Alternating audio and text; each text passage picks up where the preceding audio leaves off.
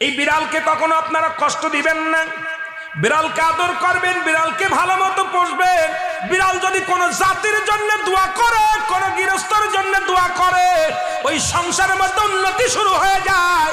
ওই সংসারের মধ্যে আর এক নাম্বার হলো, যে ঘরে বিড়াল থাকে সেই ঘরে জিন আসতে পারে না, জিন বাস করতে পারে না। আর একটা ঘোষণা শুনেন, নবীজি বলে গেছেন, যে ঘরের মধ্যে বিড়াল ছানা বাস করে ওই ঘরের মধ্যে জিন জাতি প্রবেশ করতে পারে না।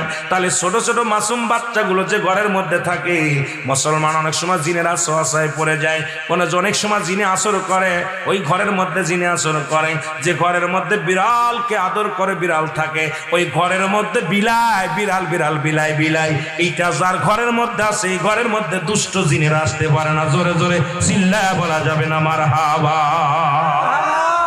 একবার নবী সুলাইমান আলাইহিস সালাম শুনতে পাইলেন পাশের বাড়িতে একটা কুকুরকে কষ্ট